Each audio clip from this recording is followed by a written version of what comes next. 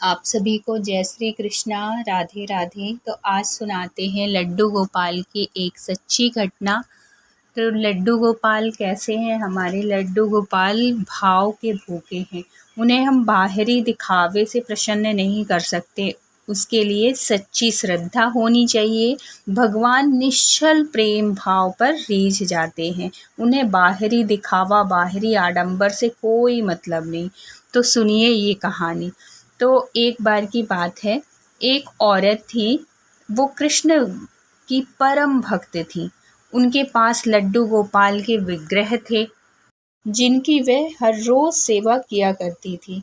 एक बार तीर्थ यात्रा के लिए उसे 1 मास के लिए घर से दूर जाना था। उसने अपनी नई बहू से, जिसकी अभी अभी शादी हुई थी, उससे कहा कि बेटा मैं कुछ दिन के लिए तीर्थ यात्रा पर जा रही हूँ, तो तुम लड्डू गोपाल की अच्छे से सेवा करना।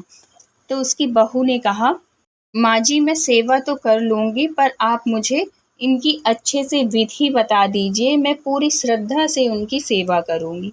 उसकी सासू माँ ने कहने लगी कि बहू सुबह सबसे पहले ठाकुर जी को स्नान कराना, उसके पश्चात सुंदर वस्त्र, आभूषण, बांसुरी, मुकुट पहनाना, इत्र लगाना और उसके पश्चात ठाकुर जी को दर्पण दिखाना।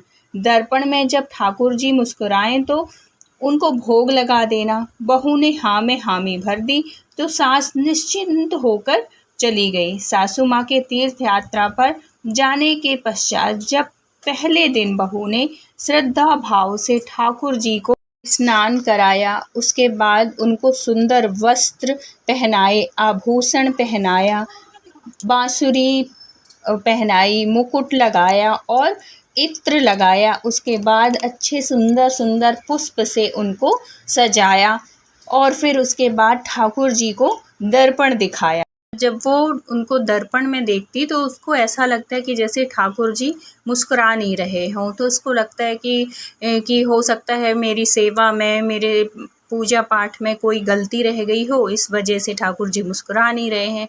तो फिर वो दोबारा से फिर से ठाकुर जी को स्नान कराती, उनके वस्त्र पहनाती, उनको चंदन टीका सब कुछ लगाती, बांसुरी रखती और पुष्पों से श्रृंगार करती और फिर दोबारा फिर देखती उसको शीशे में लड्डू गोपाल को। तो फिर उसको ऐसा लगता कि अरे अभी भी नहीं मुस्कुरा रहे हैं, तो फिर दोबारा से वही करती।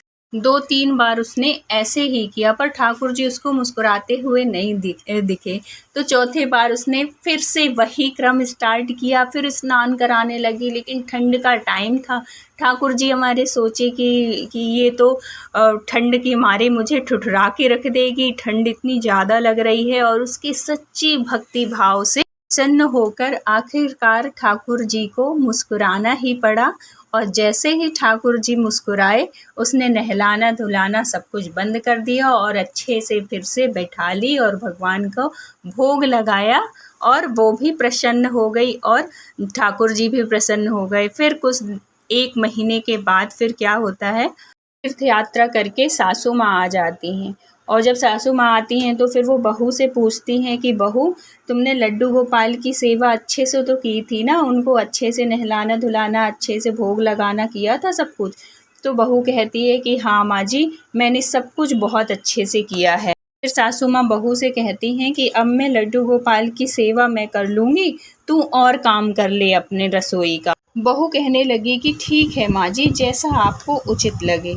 अगले दिन सुबह सासू माँ ने ठाकुर जी को स्नान कराया और श्रृंगार किया, दर्पण दिखाकर भोग लगा दिया।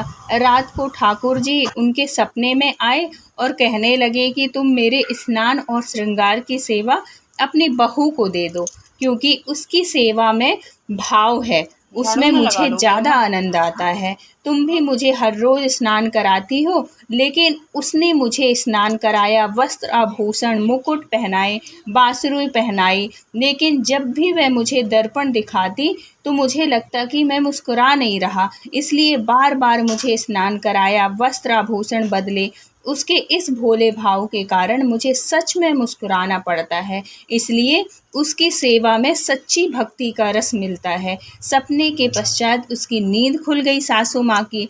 अगले दिन सुबह उठते ही सासू माँ ने सपने को परखने के लिए बहू से पूछा कि मेरे जाने के पश्चात तुमने ठाकुर जी की सेवा कैसे की थी। बहू ने सारी बात सासू माँ को बता दी।